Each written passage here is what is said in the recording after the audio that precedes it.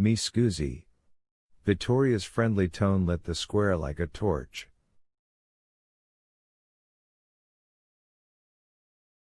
Langdon tensed as the cloaked couple stopped short and began to turn.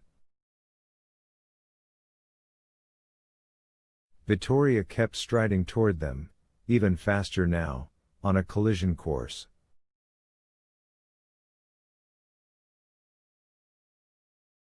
They would have no time to react.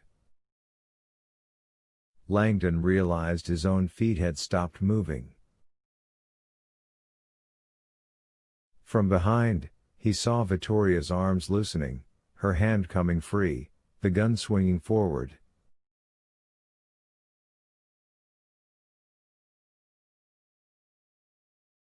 Then, over her shoulder, he saw a face, lit now in the street lamp.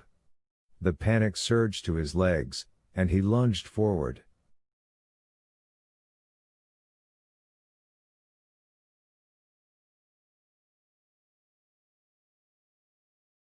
Vittoria, no.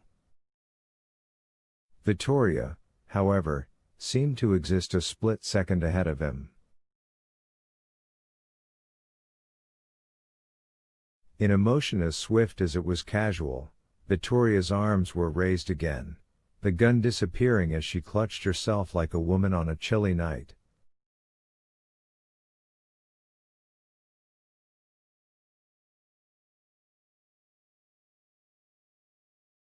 Langdon stumbled to her side, almost colliding with the cloaked couple before them.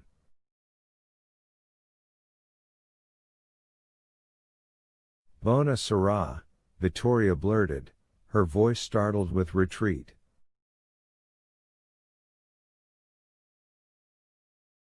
Langdon exhaled in relief. Two elderly women stood before them, scowling out from beneath their mantles. One was so old she could barely stand. The other was helping her. Both clutched rosaries. They seemed confused by the sudden interruption. Vittoria smiled, although she looked shaken.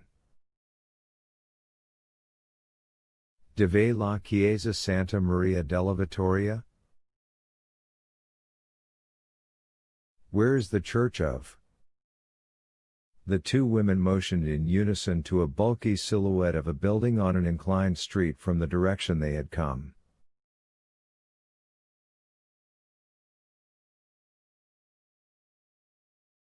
E la. Grazie, Langdon said, putting his hands on Vittoria's shoulders and gently pulling her back.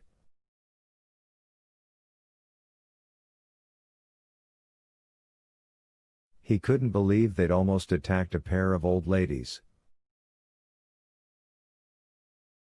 Non si può entrare, one woman warned. E chiusa temprano. Closed early. Vittoria looked surprised. Perché? Both women explained at once. They sounded irate. Langdon understood only parts of the grumbling Italian.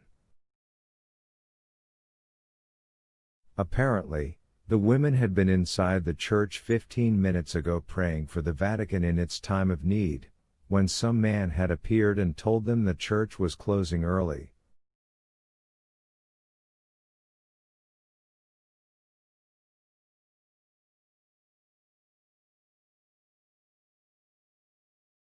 Hanno conosciuto l'uomo? Vittoria demanded, sounding tense.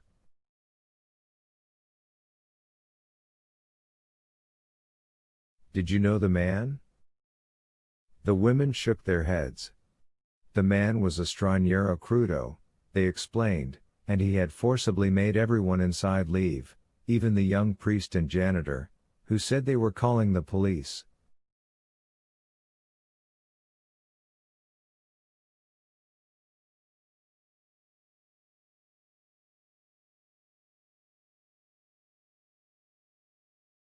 But the intruder had only laughed, telling them to be sure the police brought cameras.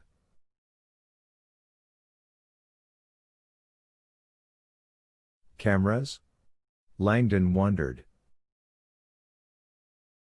The women clucked angrily and called the man a bar robbo. Then, grumbling, they continued on their way.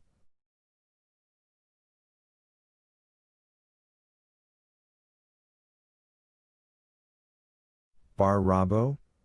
Langdon asked Victoria. A barbarian? Victoria looked suddenly taut. Not quite. Bar robbo is derogatory wordplay. It means robbo. Arab. Langdon felt a shiver and turned toward the outline of the church. As he did, his eyes glimpsed something in the church's stained glass windows. The image shot dread through his body.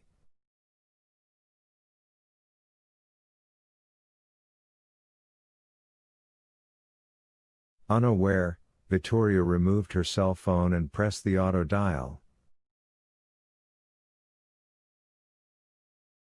I'm warning Olivetti.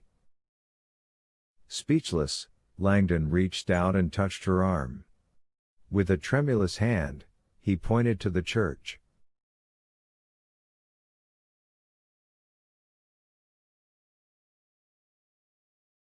Victoria let out a gasp.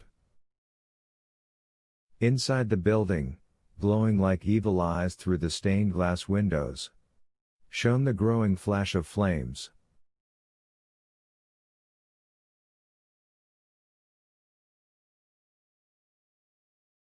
'91. Langdon and Victoria dashed to the main entrance of the Church of Santa Maria della Vittoria and found the wooden door locked.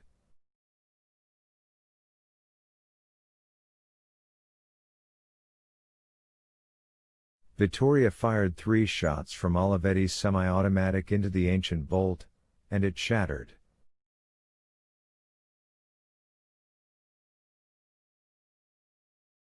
The church had no anteroom, so the entirety of the sanctuary spread out in one gasping sweep as Langdon and Victoria threw open the main door.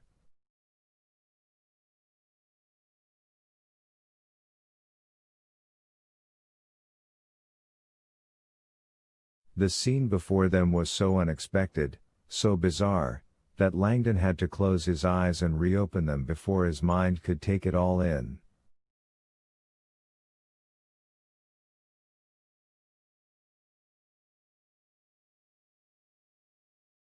The church was lavish Baroque. Gilded walls and altars. Dead center of the sanctuary, beneath the main cupola, wooden pews had been stacked high and were now ablaze in some sort of epic funeral pyre.